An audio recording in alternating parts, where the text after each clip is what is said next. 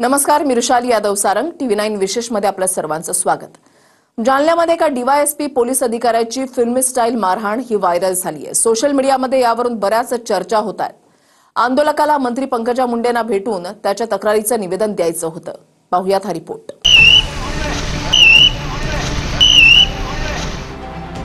पालकमंत्र्यांना भेटू या मागणीसाठी उपोषणाला बसलेल्या एका व्यक्तीला DYSP अधिकाऱ्यानं लाथ मारल्याचा व्हिडिओ व्हायरल होतोय।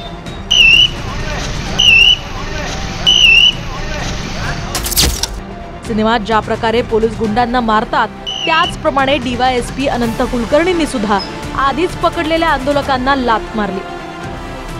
या व्हायरल व्हिडिओ नंतर सोशल मीडियात पोलिसांच्या वर्तनावर टीका होतीये।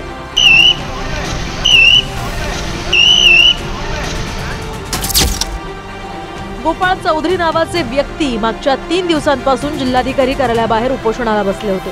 तक्रारीनुसार त्यांच्या पत्नीने पळून जाऊन परपुरुषासोबत लग्न केलंय। मात्र तक्रार देऊन सुद्धा पोलिसांनी पैसे खाल्ल्यामुळे कारवाई न झाल्याचा आरोप त्यांचा आहे।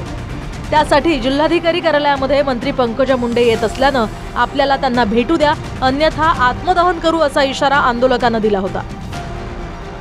तर दुसरीकडे आंदोलकांनाच महिला पोलिसाच्या अंगावरही रॉकेल टाकण्याचा प्रयत्न केल्यानं आम्हाला बळाचा वापर करावा लागला असं लाथ मारणाऱ्या पोलीस अधिकाऱ्यानं स्पष्टीकरण दिलं।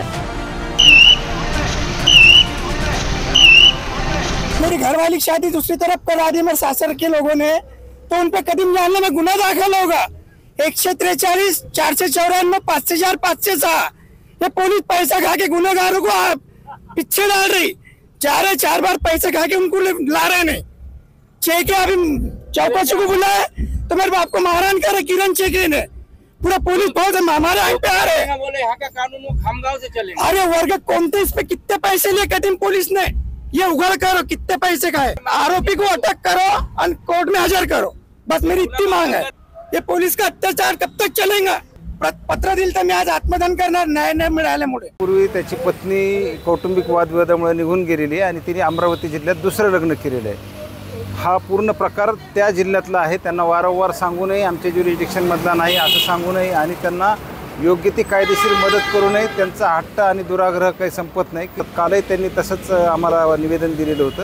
पोलीस स्टेशनला सर्व कर्मचारी बंदोबस्तामध्ये निघून गेलेले आहेत, बिजी आहेत हे बघून पोलीस स्टेशनला उपलब्ध असलेल्या PSOशी त्यांनी वादावादी केली, झटापट केली, त्यांच्यावर अटॅक केला आणि ते तिथून निघून गेले। आणि कार्यक्रमस्थळी आल्यानंतर जिल्हाधिकारी कार्यालयासमोर अंगावर राखील ओतून घेऊन आत्मदहन करण्याचा प्रयत्न केला। झटापटीत त्यांनी आमच्या महिला कर्मचाऱ्याच्या अंगावर रॉकेट टाकलं। मग त्यांना ताब्यात घेण्याकरता आम्हाला थोडासा बळाचा वापर करावा लागला। त्यांच्या विरुद्ध योग्य कलमान्वये पोलीस स्टेशनला गुन्हा दाखल केलेला आहे। दरम्यान आदल्या रात्री आंदोलकांनाच पोलीस स्टेशनमध्ये एका कर्मचाऱ्यावर हल्ला केला असा दावा DYSP अनंत कुलकर्णींनी केला।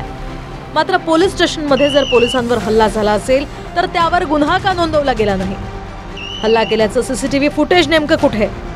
पोलिसांवर हल्ला करणाऱ्या व्यक्तीला अटक करण्याऐवजी त्यांना आंदोलनाला परवानगी कशी दिली गेली?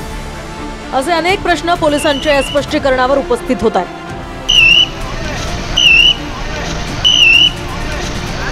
रामू ढाकणे, TV9 मराठी, जालना।